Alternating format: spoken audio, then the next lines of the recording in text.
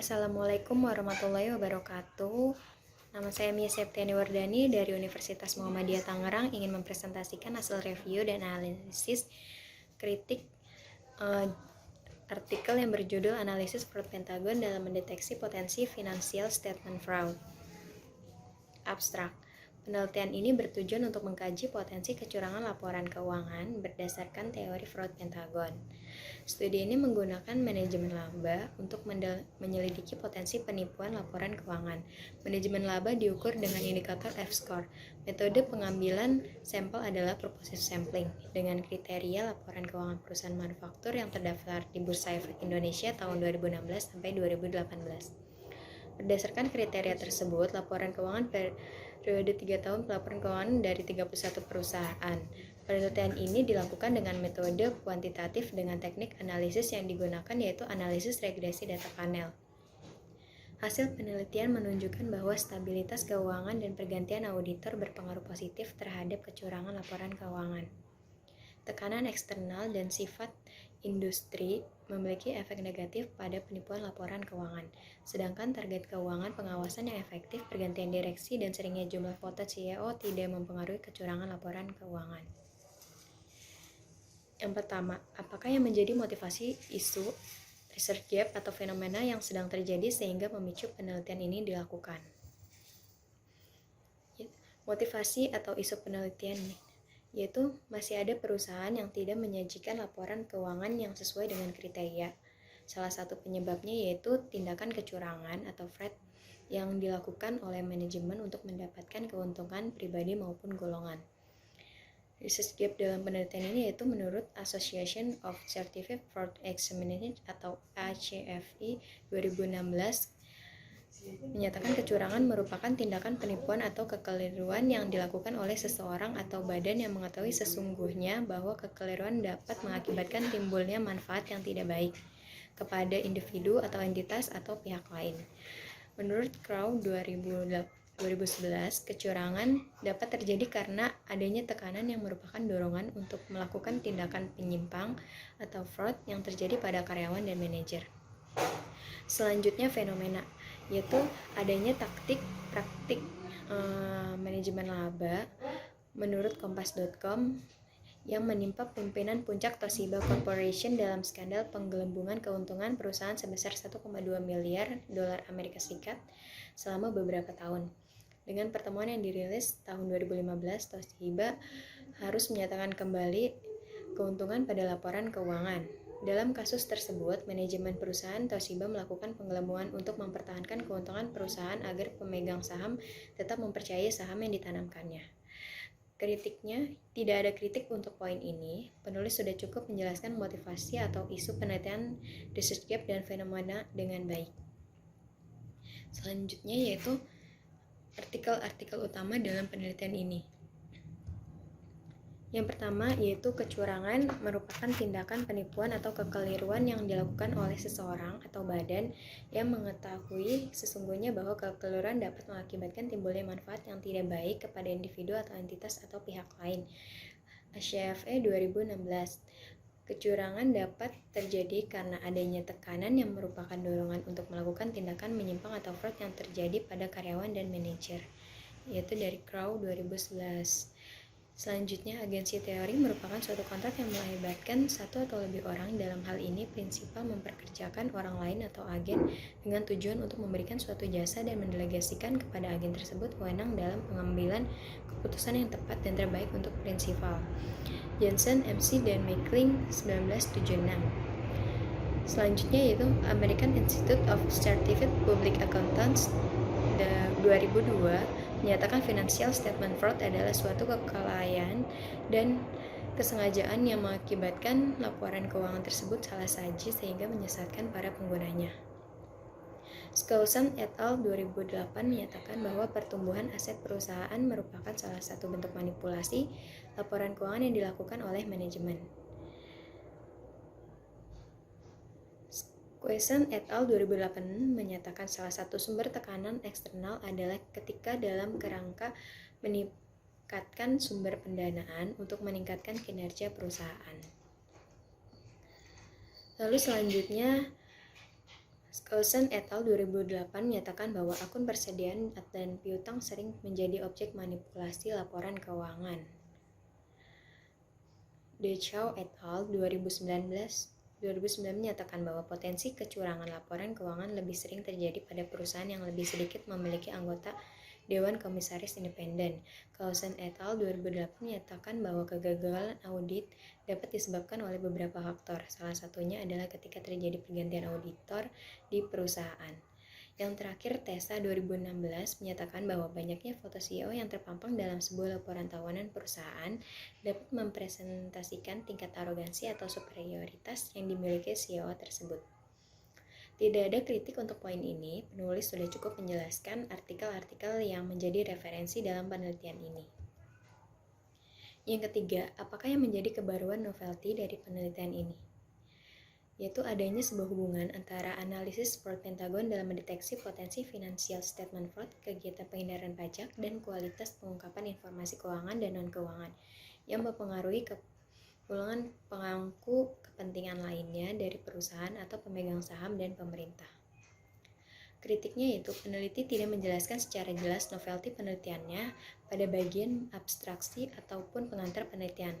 Novelty tersirat secara implisit di bagian kesimpulan penelitian ini. Seharusnya peneliti menjelaskan novelty penelitian di awal, bagian abstraksi ataupun pengantar penelitian. Novelty yang disajikan di atas merupakan hasil penelaahan dari reviewer di bagian kesimpulan penelitian ini. Yang keempat, apa research question atau perumusan masalah dari penelitian ini? Yaitu yang pertama, apakah stabilitas keuangan berpengaruh terhadap potensi financial statement fraud? Yang kedua, apakah tekanan eksternal berpengaruh terhadap potensi financial statement fraud? Yang ketiga, apakah target keuangan berpengaruh terhadap potensi financial statement fraud? Yang keempat, apakah sifat industri berpengaruh terhadap potensi financial statement fraud? Yang kelima, apakah keefektifan pengawasan berpengaruh terhadap potensi financial statement fraud? Yang keenam, apakah pergantian auditor berpengaruh terhadap potensi financial statement fraud? Yang ketujuh, apakah pergantian direksi berpengaruh terhadap potensi financial statement fraud? Dan yang terakhir, apakah frekuensi kemunculan gambar CEO berpengaruh terhadap potensi financial statement fraud? Kritiknya, peneliti tidak menjelaskan perumusan masalah dengan jelas. Perumusan masalah hanya tersirat secara implisit. Seharusnya perumusan masalah dijelaskan pada bagian latar belakang penelitian.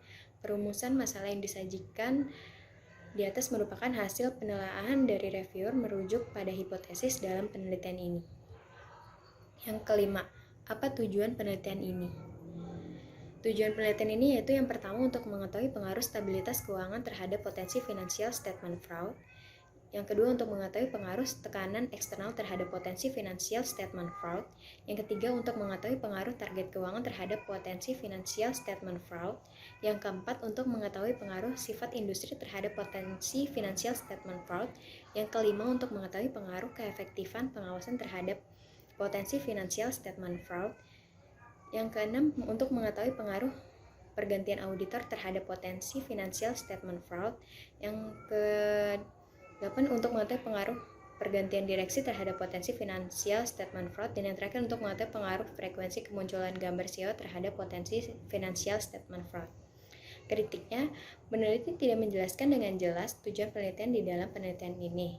Peneliti mengkonsep tujuan penelitian dalam bentuk hipotesis penelitian. Seharusnya tujuan penelitian dijelaskan pada bagian latar belakang penelitian, dibuat terpisah dengan hipotesis.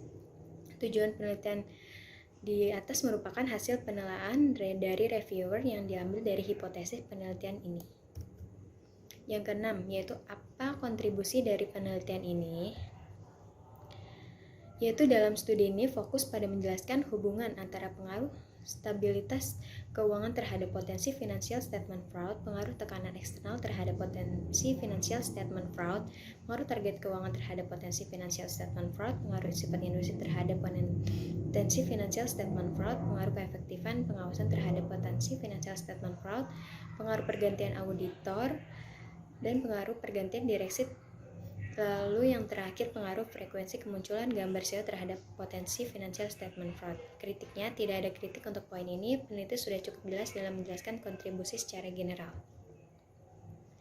Apakah grand teori yang digunakan dalam penelitian ini? Grand teori yang digunakan dalam penelitian ini yaitu teori agensi. Agensi teori merupakan suatu kontrak yang melibatkan satu atau lebih orang. Dalam hal ini, prinsipal memperkerjakan orang lain atau agen dengan tujuan untuk memberikan suatu jasa dan mendelegasikan kepada agen tersebut wewenang dalam pengambilan keputusan yang tepat dan terbaik. Untuk prinsipal, Johnson MC dan Maclean 1976. Konsep yang terjalin antara prinsipal dan agen membuat manajer memiliki tanggung jawab untuk mewujudkan kepentingan pemegang saham. Kritiknya, tidak ada kritik untuk poin ini. Peneliti sudah cukup menjelaskan grand teori yang digunakan dalam penelitian ini. Yang ke-8, jelaskan keterkaitan grand teori yang digunakan dengan penelitian yang sedang dilakukan. Keterkaitannya itu, teori agensi bertujuan untuk memecahkan permasalahan atau agensi problem yang terjadi akibat adanya perbedaan kepentingan antara agen dan prinsipal. Konflik of interest dapat memicu agensi problem sehingga mempengaruhi kualitas laba yang dilaporkan oleh manajemen di perusahaan. Nurbani 2012. Gerbang menuju fraud akan semakin terbuka apabila manajemen memiliki akses yang luas atau capability serta kesempatan dan peluang untuk menaikkan laba atau opportunity semakin tinggi tingkat pengembalian investasi atau berupa dividen yang diperoleh oleh prinsipal, maka semakin tinggi juga kompensasi yang diberikan kepada agen. Tidak adanya kontrol yang efektif dari pihak prinsipal akan memungkinkan perusahaan untuk melakukan tindakan ilegal dengan membohongi investor melalui serangkaian tindakan penipuan atau kecurangan, yaitu fraud termasuk kecurangan laporan keuangan. Kritiknya, tidak ada kritik untuk poin ini. Peneliti sudah cukup menjelaskan dengan jelas keterkaitan antara grand teori yang digunakan dengan judul penelitian. Yang ke-9, buatlah gambar kerangka konseptual. Yaitu yang pertama, pressure atau tekanan. X1, stabilitas keuangan berhubungan dengan financial statement fraud. X2, tekanan eksternal berhubungan dengan financial statement fraud. Yang ketiga, target keuangan berhubungan dengan financial statement fraud. Lalu opportunity, yaitu kesempatan. X4, sifat industri berhubungan dengan financial statement fraud. Yang kelima, keefektifan pengawasan berpengaruh dengan financial statement fraud. Lalu selanjutnya, rasionalitas, yaitu X6, pergantian auditor berhubungan dengan financial statement fraud. Competence atau kemampuan, yaitu X7, pergantian direksi berhubungan dengan financial statement fraud. Yang kelima, arogansi, yaitu X8, frekuensi kemunculan gambar CEO berpengaruh dengan financial statement fraud. Kritiknya, peneliti tidak menggambarkan kerangka konseptual di dalam penelitiannya. Kerangka konseptual yang di atas merupakan hasil penelaahan oleh reviewer. Lalu 10, apakah hipotesis penelitiannya? H1, stabilitas keuangan berpengaruh positif terhadap potensi financial statement fraud. H2, tekanan eksternal berpengaruh positif terhadap potensi financial statement fraud. H3, target keuangan berpengaruh positif terhadap potensi financial statement fraud. H4, sifat industri berpengaruh positif terhadap potensi financial statement fraud. H5, keefektifan pengawasan berpengaruh positif terhadap potensi financial statement fraud. H6, pergantian auditor berpengaruh positif terhadap potensi financial statement fraud. H7, pergantian direksi berpengaruh positif terhadap potensi financial statement fraud. H8, frekuensi kemunculan gambar CEO berpengaruh positif terhadap potensi financial statement fraud. Kritiknya, tidak ada kritik untuk poin ini. Peneliti sudah jelas dalam menjelaskan hipotesis penelitiannya. Yang 11, jelaskan metode penelitian yang digunakan. Rancangan penelitian, definisi operasional, variabel dan pengukurannya, teknik penarikan sampel, unit analisis, jenis data yang digunakan, uji kelayakan model, dan metode analisis data. Yang pertama, yaitu ada rancangan penelitian. Rancangan penelitian di dalam penelitian ini yaitu analisis regresi data panel. Kritiknya, peneliti sudah cukup jelas menampilkan rancangan penelitian secara jelas. Penelitian ini menggunakan analisis regresi data panel di dalam penelitiannya.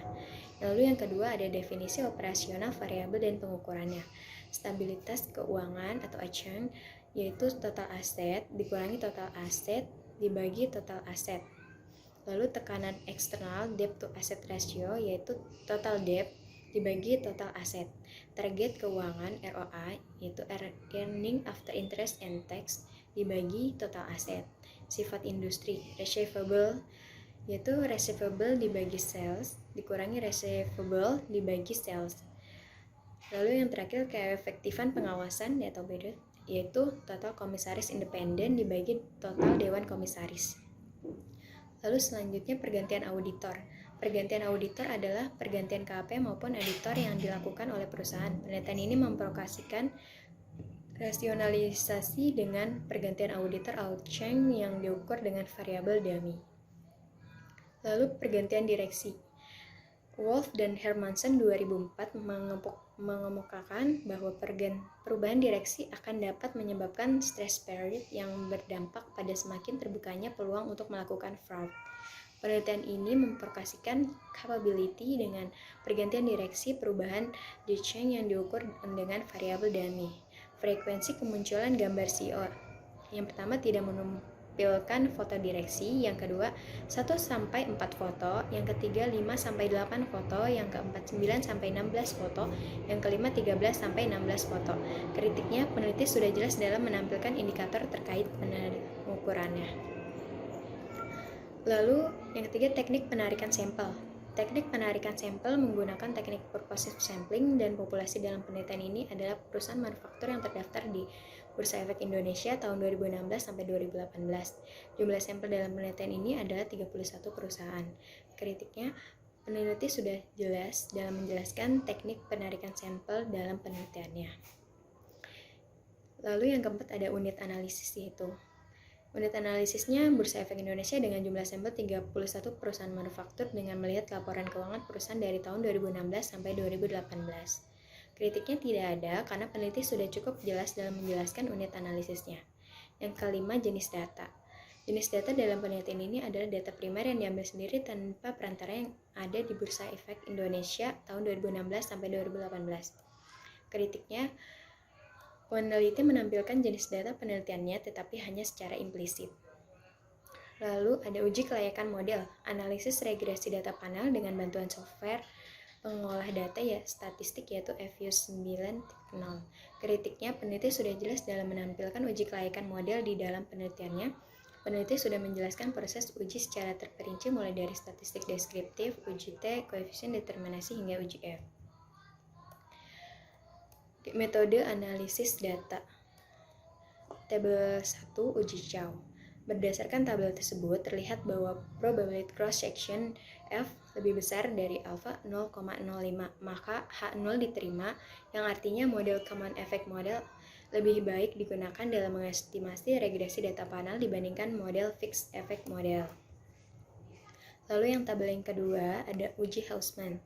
Berdasarkan tabel tersebut terlihat bahwa probabilitas cross-section random lebih kecil dari alpha 0,05, maka H0 diterima, yang artinya model fixed asset model lebih baik digunakan dalam mengestimasi regresi data panel dibandingkan model random effect model. Lalu tabel 3, uji language multiplier. Berdasarkan tabel tersebut terlihat bahwa probabilitas cross-section Birch-Pagan lebih besar dari alpha 0,05, maka H0 diterima, yang artinya model common effect model lebih baik digunakan dalam mengestimasi regresi data panel dibandingkan model random effect model. Kritiknya, tidak ada kritik untuk poin ini. Peneliti sudah menampilkan dan menjelaskan dengan jelas metode analisis data yang digunakan di dalam penelitiannya. Yang ke-12, jelaskan persamaan regresi yang digunakan untuk pengujian hipotesis penelitian ini, yaitu FSFIT sama dengan alpha ditambah beta 1 SKIT ditambah beta 2 TE IT ditambah beta 3 TKIT ditambah beta 4 SIIT ditambah beta 5 KPIT yang ditambah beta 6 PAIT ditambah beta 7 PDIT ditambah beta 8 FKGIT ditambah LIT. Kritiknya, peneliti sudah jelas dalam menampilkan persamaan regresi dalam penelitiannya. Yang ke-13, jelaskan pembahasan hasil penelitian, yaitu statistik deskriptif, hasil uji kelayakan model, hasil uji hipotesis, yaitu jelaskan hipotesis yang terbukti dan yang tidak terbukti dan pembahasannya. Yang pertama ada statistik deskriptif, yaitu mean dengan rata-rata data. diperoleh dengan menjumlahkan seluruh data dan membaginya dengan caca data. Pada tabel ini nilai min terbesar dialami oleh variabel frekuensi kemunculan gambar CEO yaitu sebesar 2,870, sementara variabel sifat industri atau SI memiliki sifat nilai min terkecil yaitu sebesar 0,002. Selanjutnya median dengan nilai tengah yaitu atau rata-rata nilai tengah bila datanya genap. Bila datanya diurutkan dari yang terkecil hingga yang terbesar, median merupakan ukuran tengah yang tidak berpengaruh oleh outlier terutama dibandingkan dengan bila min. Median terbesar dialami oleh variabel frekuensi kemunculan gambar CEO yaitu sebesar 3,000. Sementara variabel pergantian auditor memiliki median terkecil yaitu sebesar 0,000. Maksimum adalah nilai paling besar dari data.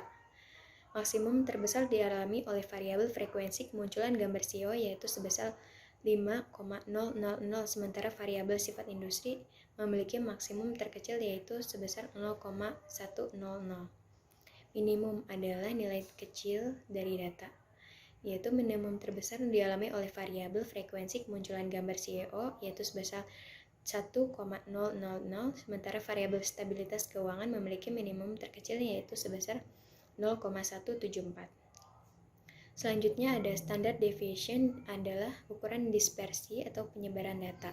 Nilai standard deviation terbesar dialami oleh variabel frekuensi kemunculan gambar CEO yaitu sebesar 0,958 yang berarti variabel memiliki tingkat resiko yang lebih tinggi dibandingkan dengan variabel-variabel yang lain. Sementara variabel sifat industri mempunyai tingkat resiko yang paling rendah yaitu sebesar 0,028. Hal ini menunjukkan bahwa variabel sifat industri selama periode penelitian mengalami perubahan yang tidak terlalu fluktuatif. Lalu selanjutnya ada hasil uji kelayakan model yang terdiri dari uji F dan uji koefisien determinasi. Uji F berdasarkan tabel tersebut menunjukkan bahwa nilai F statistik sebesar 13,12399, sementara nilai F table sebesar 2,050627. Dengan demikian F statistik 13,12399 lebih besar dari nilai F table yaitu sebesar 2,050627. Dengan nilai probabilitas F statistik 0,00000 lebih kecil dari 0,05, maka dapat disimpulkan bahwa HA diterima dengan demikian. Variabel-variabel independen dalam penelitian ini yang terdiri dari stabilitas keuangan, tekanan eksternal, target keuangan, sifat industri, keefektifan pengawasan, pergantian auditor, pergantian direksi, dan frekuensi kemunculan gambar CEO secara bersama-sama memiliki pengaruh terhadap potensi financial statement fraud. Dengan demikian, model variabel dinyatakan layak sebagai model penelitian dapat dilanjutkan. Lalu selanjutnya uji koefisien determinasi. Berdasarkan tabel tersebut menunjukkan bahwa nilai R-square sebesar 0,513207 artinya bahwa variasi perubahan naik turunnya pengungkapan potensi financial statement fraud dapat dijelaskan oleh stabilitas keuangan, tekanan eksternal, target keuangan, sifat industri, keefektifan pengawasan, pergantian auditor, pergantian direksi, dan frekuensi kemunculan gambar CEO sebesar 51,3%, sementara sisanya itu sebesar 48,7% dijelaskan oleh variabel-variabel lain diteliti dalam penelitian ini. Lalu ada uji hipotesis. Berdasarkan tabel tersebut, diketahui bahwa variabel stabilitas keuangan yang diprognostikasikan melalui rasio perubahan total aset dan pergantian auditor memiliki nilai signifikansi lebih kecil dari 0,05 dan nilai tes statistik masing-masing sebesar 3,1528894 dan 2,121893 lebih besar dari nilai T-table sebesar 1,98861. Hal ini menunjukkan bahwa variabel stabilitas keuangan dan pergantian auditor berpengaruh positif terhadap potensi financial statement fraud. Selanjutnya, variabel tekanan eksternal dan sifat industri memiliki nilai signifikansi yaitu lebih kecil dari 0,05 dan nilai tes statistik masing-masing sebesar 2,024332 dan 8034117 lebih besar dari 1,98861 dan berbeda arah dengan hipotesis yang diajukan. maka variabel tekanan eksternal dan sifat industri berpengaruh negatif terhadap potensi financial statement fraud. Kemudian variabel target keuangan, keefektifan pengawasan, pergantian direksi, dan frekuensi kemunculan gambar SEO memiliki nilai signifikansi lebih besar dari 0,05 dan nilai T statistik masing-masing 0,483032, 0,522305 dan 0,543321 dan 1,403428, 1,98861. Hal ini menunjukkan bahwa variabel target keuangan, keefektifan pengawasan, pergantian direksi, dan frekuensi kemunculan gambar SEO tidak berpengaruh terhadap potensi financial statement fraud. Kritiknya, tidak ada kritik untuk poin ini. Peneliti sudah jelas dalam menampilkan hasil penelitian yang terdiri dari statistik deskriptif, hasil uji kelayakan model, dan uji hipotesis. Yang terakhir, apakah simpulan keterbatasan dan implikasi dari penelitiannya? Yang pertama, simpulan. Berdasarkan hasil analisis data yang telah dilakukan dan yang pembahasan mengenai hasil dari penelitian, maka kesimpulan dalam penelitian yang dilakukan ini adalah sebagai berikut. Yang pertama, stabilitas keuangan, tekanan eksternal, target keuangan, sifat industri, keefektifan pengawasan, pergantian auditor, pergantian direksi, dan frekuensi kemunculan gambar SEO secara bersama-sama berpengaruh terhadap financial statement fraud. Yang kedua, variabel stabilitas keuangan, yaitu stabilitas keuangan yang diprognostikasikan dengan rasio perubahan total aset dalam penelitian ini berpengaruh positif terhadap potensi financial statement fraud. Hal ini disebabkan karena kondisi keuangan perusahaan yang sedang dalam keadaan tidak stabil akan menurunkan performa perusahaan dan akan memicu terjadinya kecurangan-kecurangan yang dilakukan manajemen. Yang ketiga, tekanan eksternal yang diprognostikasikan dengan leverage dengan penelitian ini berpengaruh negatif terhadap potensi financial statement fraud. Hal ini tersebut memungkinkan disebabkan karena Dewan Komisaris Independen yang mampu mengawasi terjadinya kecurangan laporan keuangan. Yang keempat, target keuangan yang diprognostikasikan dengan ROA dalam penelitian ini tidak berpengaruh terhadap potensi financial statement fraud. Hal ini disebabkan karena manajer menganggap bahwa besarnya target ROA perusahaan masih dinilai wajar dan bisa dicapai. Yang kelima, sifat industri yang diprognostikasikan dengan rasio perubahan piutang dalam penelitian ini berpengaruh negatif terhadap potensi financial statement fraud. Hal ini mungkin terjadi karena pada periode tersebut mengurangi perusahaan ingin penjualan secara kredit untuk menekan piutang yang tertagih. Namun, kenyataannya banyak klien yang lebih memilih transaksi secara kredit. Sehingga dalam hal ini untuk menutupi laporan keuangannya yang tidak sesuai target, maka perusahaan melakukan manipulasi laporan keuangan dengan menutupi kekurangannya agar performa perusahaan agar terlihat lebih baik bagi pembaca laporan keuangan. Yang keenam, keefektifan pengawasan dalam penelitian ini tidak berpengaruh terhadap potensi financial statement fraud. Hal ini dikarenakan keberadaan dari komisaris independen pada perusahaan memiliki pengawasan yang sudah maksimal dan sudah efektif. Yang ketujuh, pergantian auditor dalam penelitian ini berpengaruh positif terhadap potensi financial statement fraud. Hal ini dikarenakan perusahaan cenderung akan mengganti auditor independennya ketika perusahaan ingin menyembunyikan hal yang tidak wajar untuk diketahui publik dengan kualitas auditor yang lebih rendah dari auditor sebelumnya. Yang kedelapan, pergantian direksi dalam penelitian ini tidak berpengaruh terhadap potensi financial statement fraud. Hal ini mungkin terjadi karena adanya dewan anggota direksi dalam perusahaan hanya sebagai syarat regulasi dalam memenuhi tata kelola perusahaan yang baik dan kurang transparan. Yang kesembilan, frekuensi kemunculan gambar SEO dalam penelitian ini tidak berpengaruh terhadap potensi financial statement fraud. Hal ini mungkin terjadi ketika foto CEO yang terpampang hanya menjadi tradisi perusahaan dalam pembuatan laporan tahunan di setiap tahunnya, sehingga jumlah foto CEO yang terpampang tidak mempresentasikan tingkat arogansi atau superioritas yang dimiliki CEO tersebut sesuai dengan hipotesis. Kritiknya, peneliti sudah jelas dalam memberikan kesimpulan berdasarkan jawaban rumusan masalah. Lalu selanjutnya keterbatasan. Penelitian ini mengukur kecurangan laporan keuangan dengan menggunakan fraud score model yang dipercayai dapat digunakan sebagai alat deteksi awal kecurangan laporan keuangan yang dilakukan di berbagai negara dan berbagai sektor.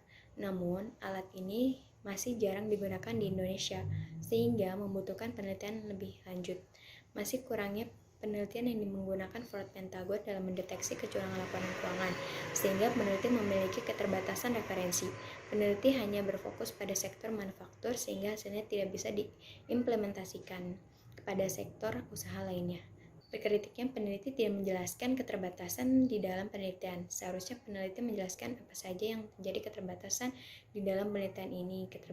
Keterbatasan di atas merupakan hasil penelaahan yang dilakukan oleh reviewer. Lalu selanjutnya implikasi. Bagi pengembang ilmu, penelitian ini diharapkan dapat menjadi panduan yang berkaitan dengan faktor-faktor yang mempengaruhi kecurangan laporan keuangan dan membantu proses pengembangan penelitian alat ukur fraud score model yang dipercaya mampu mendeteksi kecurangan laporan keuangan yang dilakukan oleh perusahaan di berbagai sektor dan di berbagai negara.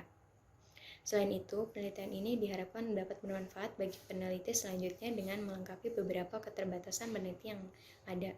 Bagi manajemen perusahaan, dengan memperhatikan hasil penelitian ini, diharapkan perusahaan lebih meningkatkan sistem monitoring dan internal control yang lebih baik lagi agar dapat menghindari dan mengurangi tindak kecurangan yang dilakukan oleh pihak tertentu yang berasal dari dalam maupun dari luar perusahaan. Bagi investor, diharapkan investor lebih teliti dalam memilih perusahaan yang akan diinvestasikan, serta dapat mendeteksi kecurangan laporan keuangan yang dilakukan oleh pihak perusahaan dengan alat ukur fraud score model yang digunakan dalam penelitian ini.